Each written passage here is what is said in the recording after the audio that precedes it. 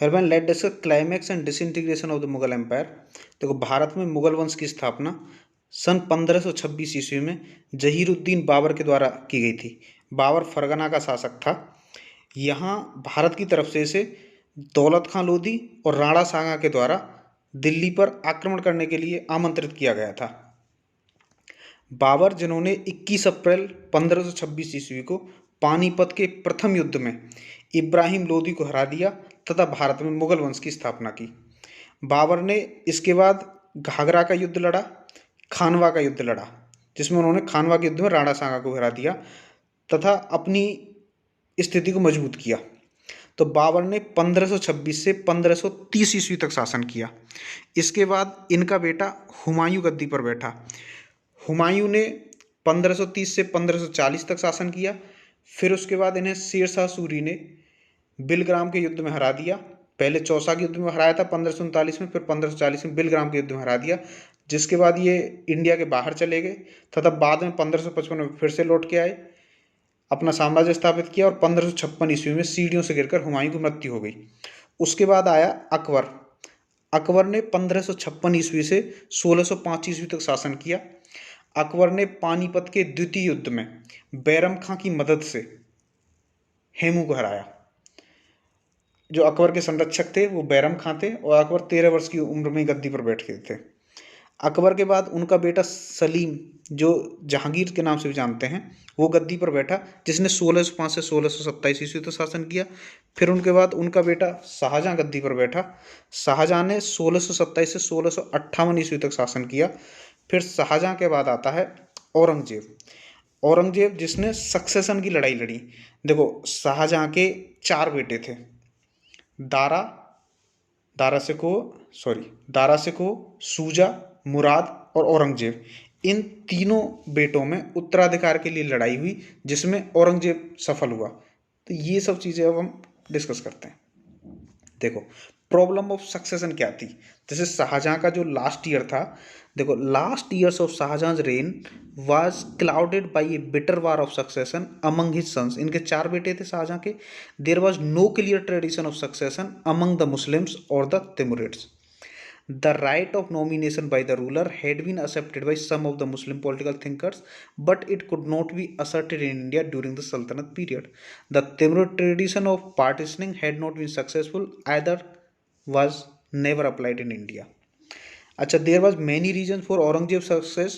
Divide council and underestimation of opponents by Dara were two of the major factors responsible for Dara's defeat. अब देखो, इनके जो 4 बेटा थे, दारा सिको, सूजा, मुराद और औरंगजेब, इसमें शाहजहां ने अपना उत्तराधिकारी दारा सिको को अपॉइंट कर दिया था और दक्कन का सूबेदार था आपका औरंगजेब। औरंगजेब बहुत ही महत्वाकांक्षी था। तो जो दारा की जो पराजित हुई है, उसके एक तो ये कारण रहा कि भाई काउंसिल जो थी वो डिवाइडेड थी, और दूसरा ये था कि दारा जो है, जो अपने अपोनेंट्स उनका अंडर एस्टिमेट किया, उनकी शक्ति का सही आकलन नहीं कर पाया। ये एक और दारा की डिफीट का कारण बना। अच्छा, और इसमें after the defeat and fight of Dara की पराजय के बाद Shahjahan was besieged in the fort of Agra. Agra के किले में शाहजहां को बंदी बना दिया गया। Aurangzeb force Shahjahan into surrender by seizing the source of water supply for the fort. Aurangzeb ने किले के लिए जाने वाली वाटर सप्लाई को काट दिया, जिसने शाहजहां को आत्मसमर्पण करने के लिए मजबूर कर दिया। Shahjahan was confined to the female apartment in the fort and strictly supervised, though he was not ill treated. उनके साथ कोई दुर्व्यवहार नहीं किया गया और उनको एक फीमेल अपार्टमेंट में रखा गया, जहां उनकी अच्छे से देखभाल की जा सके। और उसके बाद में उनकी 66 के आसपास उनकी मृत्यु हो गई, 1666 के आसपास। देखो, according to the terms of Aurangzeb agreement with Murad के साथ औरंगजेब का कुछ एग्रीमेंट था कि जो किंगडम था वो दोनों के बीच में आधा आधा बांटा जाएगा, लेकिन औरंगजेब की ऐसी कोई इंटेंशन नहीं थी कि वो साम्राज्य को किसी के साथ शेयर करे। इसीलिए मुराद को ग्वालियर के पास एक ग्वालियर जेल में बंद किया गया और जहां धोखे से उसकी हत्या कर दी गई। He was killed 2 years later, 2 साल के बाद उसकी हत्या कर दी मुराद की। अच्छा, जो बैटल हुए थे, दो बैटल हुए थे, एक समूहगढ़ का हुआ था, देवगढ़ का हुआ है। इसके लिए देखो, after losing the battle at Samugarh, Dara had fled to Lahore, Dara Lahore चला गया था and was planning to retain control of its surrounding area. अच्छा, but Aurangzeb soon arrived in the neighbourhood leading a strong army, Dara's courage failed him, he abandoned Lahore without a fight and fled to Sindh. तो जैसे ही वहाँ औरंगजेब अपनी army लेकर पहुंचा, दारा सिकोह लाहौर से सिंध चले गए। Thus he virtually sealed his fate. Although the civil war dragged on for more than 2 years, its outcome was hardly in doubt. Daraj moved from Sindh into Gujarat and then into Ajmer on an invitation from Jaswant Singh. तो दारा को जसवंत सिंह के द्वारा invite किया गया, तो दारा लाहौर से सिंध गए, सिंध से गुजरात, गुजरात से अजमेर चले गए। एक मारवाड़ के राजा थे जसवंत सिंह, जो अपनी धोखेबाजी के लिए बहुत ही जाने जाते थे। उन्होंने उनको धोखा दिया। फिर एक बैटल ऑफ देवगढ़ हुआ नियर अजमेर के पास में, battle of Devgarh near Ajmer, March 1659 में was the last major battle Dara fought against Aurangzeb. तो इसमें औरंगजेब की मृत्यु हो गई और उनको मार दिया गया, सिरधड़ चढ़क कर दिया गया।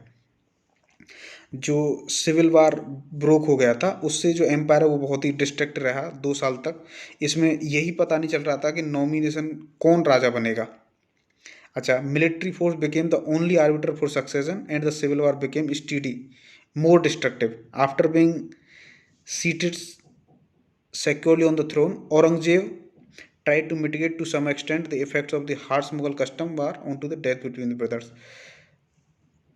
अच्छा, फिर औरंगजेब का रेन क्या हुआ देखो। अब दारा को हटा दिया गया, औरंगजेब राजा बन गया। Aurangzeb ruled for almost 50 years। During her his long reign the Mughal empire reached its territorial climax. तो औरंगजेब ने लगभग 50 साल शासन किया और इसके काल में जो मुगल साम्राज्य अपनी चरम पराकाष्ठा पर पहुंचा। At its height it stretch from Kashmir in the north, ये उत्तर में कश्मीर से लेकर दक्षिण में जिंजी तक, और हिंदकुश पश्चिम में हिंदकुश से लेकर पूर्व में चिटगांव तक फैला हुआ था। Aurangzeb prove to be hard working ruler, Aurangzeb बहुत ही हार्ड वर्किंग रूलर था एंड नेवर स्पेयर्ड हिमसेल्फ और his subordinate in the task of government. His letter show his close attention paid to all affairs of the state. He was strict discipline who did not spare his own sons. ये बहुत ही अनुशासित जीवन जीने वाले थे। अच्छा, इन्होंने कुछ कंस्ट्रक्शन भी करवाया, जैसे शाहजहां स्थापत्य कला के लिए बहुत ही फेमस थे। शाहजहां ने लाल किला बनवाया, शाहजहां ने ताजमहल बनवाया मुमताज महल की याद में। जो औरंगजेब है, इन्होंने 1673 ईस्वी में लाहौर में एक बादशाही मस्जिद बनवाई थी। औरंगजेब ने 1678 ईस्वी में बीबी का मकबरा अपनी पत्नी रबिया दुर्रानी की स्मृति में बनवाया औरंगाबाद में। और औरंगजेब ने दिल्ली के लाल किले में मोती मस्जिद बनवाई थी। ये औरंगजेब ने का स्थापित कला में योगदान है। बाकी औरंगजेब की बात करें, he was not interested in philosophical debates and mysticism. ये दार्शनिकवाद और इन सब में वाद विवाद में बिल्कुल इंटरेस्टेड नहीं था। दो ही डिड अकेजनली विजिट सूफीजन, यद्यपि वह सूफी सेंट्स की आशीर्वाद के लिए अकेजनली उनको विजिट करता था। And did not debar his sons from dabbling in Sufism while taking his stand on the Hanafi school of Muslim law which had traditionally followed in India. अच्छा, Aurangzeb did not hesitate in issuing secular decree called जवाबित। ये secular decree वो करते थे जिनको हम जवाबित बोलते थे।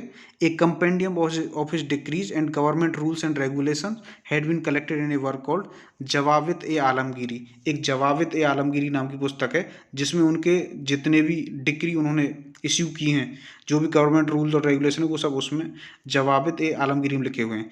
Theoretically the Zawabit supplemented the Sharia. In practice, however, they sometimes modified the Sharia in view of the conditions obtaining India which were not provided in the Sharia. तो इसमें शरिया कानून को एक तरह से लागू करवाता था इसमें जवाबित आलमगीरी में, और कुछ चेंज शरिया में किए गए हैं जो जवाबित आलमगीरी में हैं। अभी चलते हैं नेक्स्ट में औरंगजेब ने अब क्या क्या किया था अपने में। At the beginning of his reign he forbade the kalma being inscribed on the coins. उन्होंने सिक्कों पर जो कलमा खुदवाया जाता था उसको बंद कर दिया। ही ट्रेम्पल्ड अंडर, क्योंकि वो बोलता था कि ये उसके पैरों के नीचे कुछ ले जाते हैं, और एक हाथ से दूसरा था। अच्छा, he discontinued the festival of Nauroz as it was considered a Zoroastrian practice favoured by Safavid rulers of muhtasibs. अच्छा, इन्होंने जो नौरोज फेस्टिवल मनाया जाता था उसको मनाना भी बंद कर दिया, क्योंकि इसको बोला गया कि ये तो पारसियों की एक प्रथा है। अच्छा, इन्होंने अपने जो प्रोविंस है उसमें मुहातिब्स को अपॉइंट किया। मुहातिब्स were appointed in the province. These officials were asked to see the people lived in their lives according to the सरिया। इन्होंने कुछ लोगों को नियुक्त किया जो ये देखते थे कि लोग सरिया के अनुसार अपना जीवन यापन कर रहे हैं या नहीं कर रहे हैं। Thus, it was the business of these officials to see wine and intoxicants such as bhang were not consumed in public places। कि मतलब जो सार्वजनिक जगह हैं उनमें भांग या किसी नशे वाली चीज़ का सेवन ना हो, इसके लिए इन्होंने मुहातिब्स को अपॉइंट किया। They were also responsible for regulating the houses of ill repute gambling dens etcetera for checking weights and measures. In other word they were responsible for ensuring that things forbidden by the Sharia and the Zawabit जो secular decree थी were as far as possible not flouted openly. जो मुहातिब्स थे इनका काम था कि जो भी जवाबित है और सरिया के अनुसार लोग जीवन यापन करें, कहीं भांग या नशे का सेवन न हो। अच्छा, Aurangzeb emphasized that state was also responsible for the moral welfare of the citizen, especially the Muslims, but these officials were instructed not to interfere in the private lives of citizens। अच्छा, औरंगजेब ने संगीत पर भी प्रतिबंध लगा दिया था। इन्होंने सिक्कों पर कलमा खुदवाना, नौरोज का त्यौहार मनाना, भांग की खेती करना, गाना बजाना आदि पर रोक लगा दी थी। 1663 ईस्वी में सती प्रथा पर प्रतिबंध लगाया। तीर्थकर को पुनः लगाया गया।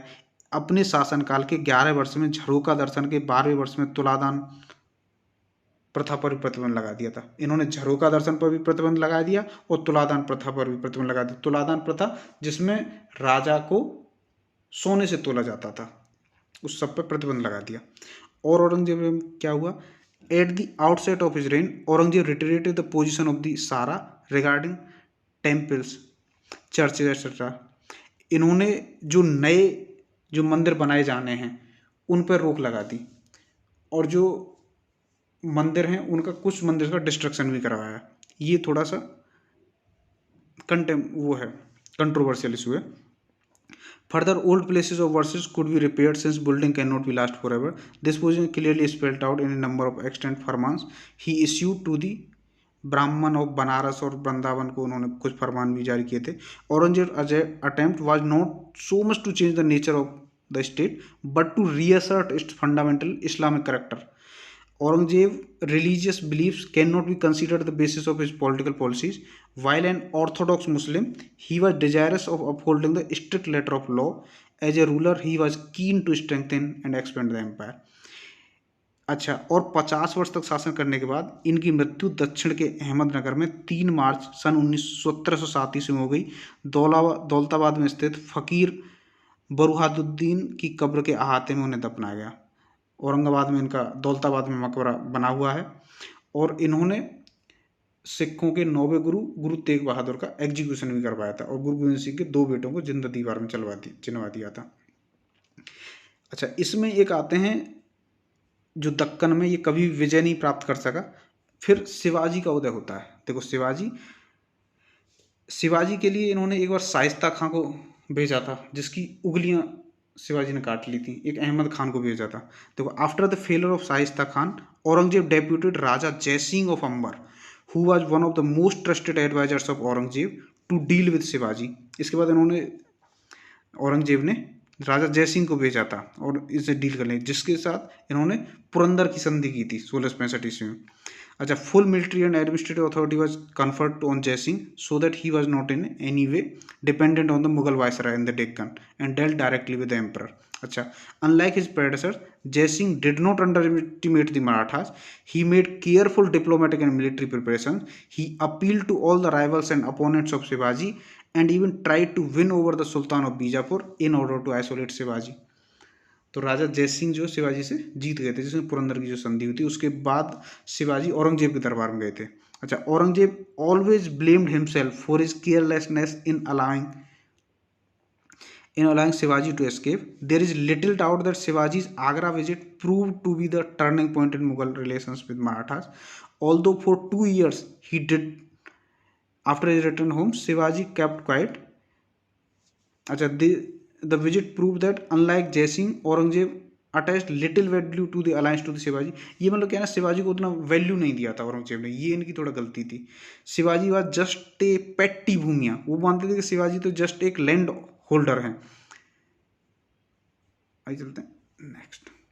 अच्छा, नेक्स्ट में देखें शिवाजी की अचीवमेंट क्या थी।